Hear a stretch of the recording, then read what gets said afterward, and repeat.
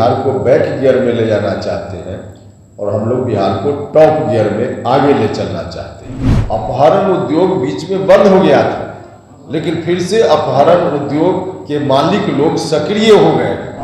उस विरासत को फिर से नीतीश जी आरजेडी के हाथों सौंपना चाहते हैं। पूरी विरासत को बचाना और यही हमारा हक है कि उस पूरी विरासत को हम बचाएं। तो अब उनके हाथ में कुछ है ही नहीं, तो अब हम उनसे हिस्सा की बात कहाँ करें। अब तो जो बंधक इन्होंने बनाने की कोशिश की है, उस बंधक को हम नहीं होने देंगे, यह हमारी कोशिश है। हमारा विषय है लोगों को जो न्याय से वंचित लोग हैं, शोषित पीड़ित लोग हैं, सबको समाज की अंतिम पंक्ति में जो खराब व्यक्ति है उसको भी मुख्य धारा में लाना, अमन चैन के साथ कैसे लोग अपना जीवन व्यतीत करें, सबको इज्जत मिले समाज में, सबको रोटी मिले समाज में। इस तरह का समाज जो हमारे महापुरुष हमारे पूर्वज चाहते थे, उस तरह का समाज निर्मित करना, इसमें हम जितना योगदान कर सकें, यह हमारा विषय है। बाकी धार्मिक विषय पर चर्चा करना हमारा विषय नहीं है।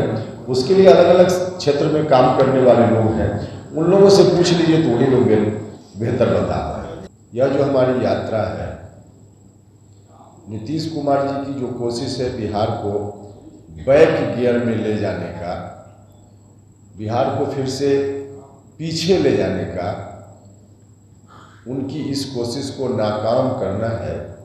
बिहार पीछे नहीं जाएगा, बिहार आगे बढ़ेगा। नीतीश जी बिहार को बैक गियर में ले जाना चाहते हैं और हम लोग बिहार को टॉप गियर में आगे ले चलना चाहते हैं। यात्रा का मुख्य यही मकसद है। आप सब लोगों ने देखा ही होगा कि नीतीश जी ने किस तरह से राष्ट्रीय जनता दल के समक्ष घुटना टेक दिया है। कभी नीतीश कुमार जी गरज कर बोलते थे भ्रष्टाचार के खिलाफ में। 2005 के पहले जो कुशासन का दौर था उसके खिलाफ गरज कर बोलते थे और लोगों का समर्थन उनके प्रति हर जगह दिखता था। लेकिन आज नीतीश कुमार जी न तो भ्रष्टाचार के खिलाफ कुछ बोल पा रहे हैं और न उस समय का जो कुशासन था उस कुशासन के खिलाफ बोल रहे हैं, बल्कि उस कुशासन के पक्ष में खड़े हैं। क्योंकि नीतीश कुमार जी ने फरमान जारी कर दिया कि हम उन्हीं हाथों में बिहार को सौंपेंगे जिन हाथों ने बिहार को हर तरह से बर्बाद कर दिया था। उस समय क्या स्थिति थी, यह इलाका तो और विशेष रूप से नरसंहार, चारों तरफ लोगों का जीना दूभर। शाम होने के बाद कुछ इलाके ऐसे थे जहां लोग जाना नहीं चाहते थे, लोगों के मन में भय होता था। पटना राजधानी, वहाँ जो व्यापार करने वाले लोग हैं वहाँ से छोड़कर बाहर भाग रहे थे। अपहरण की घटनाएं, रोजमर्रे की घटना हो गई थी।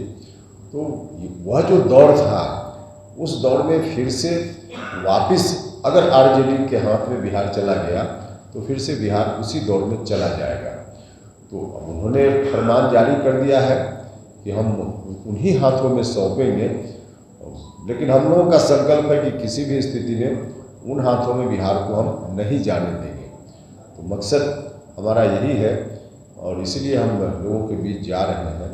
और लोगों के बीच जब जा रहे हैं तो इतना बड़ा समर्थन हमको मिल रहा है जिसकी अपेक्षा हमको नहीं थी। मगध के इलाके में भी हम आए हैं, कल उधर नवादा होते हुए, और बाकी जगह भी व्यापक समर्थन। और नतीजा होता है कि हम लोगों को समय पर जहाँ पहुँचना चाहिए 5 बजे शाम में, वहाँ 10 बजे रात में पहुँचते हैं। लोग सड़क किनारे, चौक चौराहे पे बड़ी संख्या में इस रूप में स्वागत करने के लिए, हम लोग की बातों को सुनने के लिए खड़ा रहते हैं कि मतलब देखकर हम लोगों का तो विश्वास पक्का हो गया है कि जो डिसीजन हम लोगों ने लिया पटना में, लोग इस डिसीजन के पक्ष में खड़े हैं। वो तो ठीक ही है। कोई भी धर्म का जो धर्म से जुड़े हुए लोग हैं, उनका कोई पर्व त्यौहार हो, उनका कुछ काम हो, तो ऐसी परिस्थिति में उनको थोड़ी सुविधा तो देनी ही चाहिए।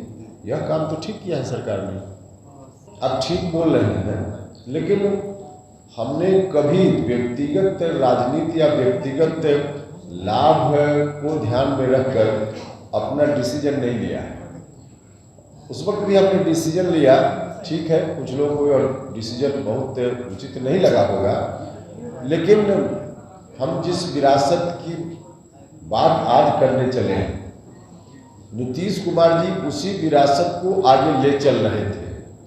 2020 में जो विधानसभा का चुनाव हुआ, उस चुनाव में हमारी पार्टी की उपस्थिति के कारण भी नीतीश कुमार जी कमजोर पड़े। मगध का इलाका हो या बगल में शाहबाद का इलाका या बिहार के और भी कई हिस्सों में वोट का जो डिवीजन हुआ, उस डिवीजन के कारण 2005 के पहले वाले लोग हैं जिनकी बात हम अभी कर रहे हैं, एक आसार बनने लगा था कि वोट डिवीजन के कारण नीतीश कुमार जी कमजोर हुए तो फिर वही तत्व भविष्य में हावी हो जाएगा। वो दिखने भी लगा था, क्योंकि पूरा का पूरा शाहबाद का मगध का इलाका यहाँ 0 पर नीतीश कुमार जी आउट हो गए थे। तो हम लोग को भी लगा कि अगर ऐसी स्थिति रह गई तो आगे चल करके फिर वही 2005 वाले लोगों का मार्ग एक तरह से जाने अनजाने प्रशस्त हो जाएगा और वो लोग फिर अपना कुर्ता धोती ठीक भी करने लगे थे। हमको लगा कि अब ऐसी स्थिति आएगी तो मेरे ऊपर इस बात की जवाबदेही या लोगों का हो जाएगा कि आपके चलते 2005 के पहले वाले फिर आ गए। हम हर कुछ राजनीति में बर्दाश्त कर सकते हैं, लेकिन 2005 के पहले जिन लोगों ने बिहार को हर तरह से बर्बाद कर दिया था, उनके हाथों में मेरे किसी कदम के चलते बिहार चला जाए, यह मुझको मंजूर नहीं था।